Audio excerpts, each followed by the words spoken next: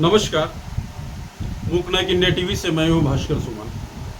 कल जंतर मंतर पर जनता की अदालत में अरविंद केजरीवाल ने ऐसे सवाल उठाए और सीधे आरएसएस को ऐसे सवाल किए, यानी कम से कम 5 ऐसे सवाल थे जो सवाल नरेंद्र मोदी ने खुद उसमें यानी पिछली बार 2014 के इलेक्शन में स्वयं उठाए थे। वो सवाल थे उम्र को लेकर, यानी बीजेपी में उम्र को लेकर जो सवाल की उन्होंने उठाए थे कि 75 साल की आयु अगर से होती है तो उसने रिटायर होना चाहिए।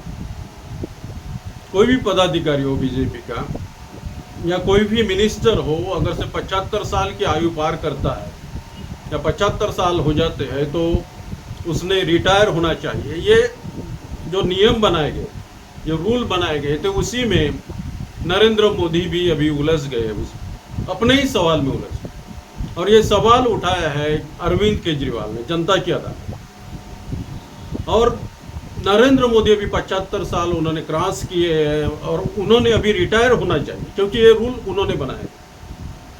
और आरएसएस को उन्होंने सवाल किए कि क्या कब होंगे रिटायर नरेंद्र मोदी, क्योंकि 75 साल उन्होंने पार कर लिए, हो चुके हैं उनको 75 साल, फिर भी वो अभी प्राइम मिनिस्टर बने हुए हैं। लाल कृष्ण आडवाणी को नहीं बनने दिया गया था उस समय, क्योंकि सवाल था उम्र का। मुरली मनोहर जोशी और भी जो कद्दावर नेता थे जिन्होंने 75 साल यानी क्रॉस कर लिए थे, वे सब लोग रिटायर्ड हो गए, लेकिन नरेंद्र मोदी कब रिटायर हुए? ऐसे 5 सवाल उन्होंने आरएसएस से किए थे, क्योंकि आरएसएस और बीजेपी ने मिलकर ये रूल बनाए। तो इसी में उलझकर अभी नरेंद्र मोदी रह गए। तो पहला सवाल उन्होंने किया था अरविंद केजरीवाल ने जनता की अदालत में, बीजेपी में उम्र का जो रूल लगाया गया था मोदी को क्यों नहीं ला? ये पहला सवाल उन्होंने किया है। लाल कृष्ण आडवाणी के लिए लागू किया गया, लेकिन नरेंद्र मोदी के लिए क्यों? या सीधा ही उन्होंने आरएसएस को पूछा है।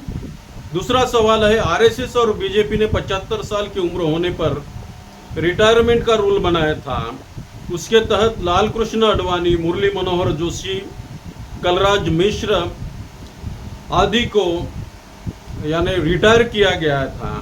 लेकिन अभी गृह मंत्री जो अमित शाह बोल रहे हैं कि ये रूल जो है ये प्रधानमंत्री नरेंद्र मोदी के लिए लागू नहीं होता। अभी वो पलट गए, अपने वादे से, अपने रूल से पलट गए हैं। तीसरा सवाल किया है कि अन्य पार्टी के नेताओं पर जो भ्रष्टाचार के आरोप लगाए बीजेपी सरकार,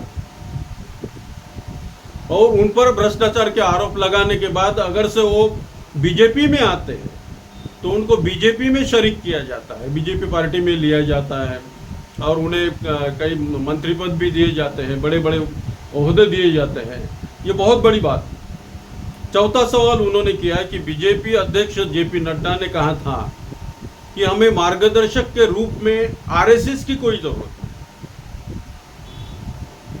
फिर और वो आरएसएस को क्यों अपने साथ ले रहे हैं, आरएसएस का मार्गदर्शन क्यों ले रहे हैं? ये भी उन्होंने सवाल किया। और 5वां सवाल किया है कि सरद संघ चालक वर्तमान में बीजेपी के राजनीति पर खुश है क्या? तो ये 5 सवाल अरविंद केजरीवाल ने, बिल्कुल सटीक सवाल, ऐसे सवाल जो सवाल बीजेपी ने स्वयं यानी खड़े किए थे, वही सवाल अरविंद केजरीवाल ने जनता की अदालत में कल जंतर मंतर पर उनका जो प्रदर्शन हुआ था उसमें पूछे। तो ये सवाल बहुत सटीक लगते हैं। अभी तो प्रधानमंत्री नरेंद्र मोदी को रिटायर्ड होना चाहिए, क्योंकि ये रूल सभी के लिए, अगर से लाल कृष्ण आडवाणी, मुरली मनोहर जोशी, कलराज मिश्र जैसे लोगों पर अगर से रूल लागू किया जाता है तो फिर नरेंद्र मोदी के लिए क्यों नहीं? तो ये बहुत ही सटीक सवाल अरविंद केजरीवाल ने उठाया है और इसका संज्ञान आरएसएस ने लेना चाहिए। आरएसएस को खुद पूछा है अरविंद केजरीवाल। ये पहली बार आरएसएस के साथ उनका सामना हो रहा है और कई लोगों का संभ्रम था कि अरविंद केजरीवाल आरएसएस के बारे में कुछ बोलते नहीं है, उनके ऊपर कुछ टीका टिप्पणी करते नहीं। लेकिन कल जो किया था, कल जंतर मंतर पर जनता की अदालत में उन्होंने जो पूछा, ये बहुत ही अहमियत रखता है और इसका सीधा असर राजनीति पर पड़ने वाला है। क्या नरेंद्र मोदी अभी यानी रिटायर हो जाएंगे, अपना इस्तीफा देंगे, या और कोई बीजेपी का कोई प्राइम मिनिस्टर बनेगा? तो अभी ये नरेंद्र मोदी ने, प्रधानमंत्री नरेंद्र मोदी ने ये सोचना चाहिए, क्योंकि 75 साल वो क्रॉस कर चुके हैं। तो धन्यवाद दोस्तों, आज के लिए बस इतना।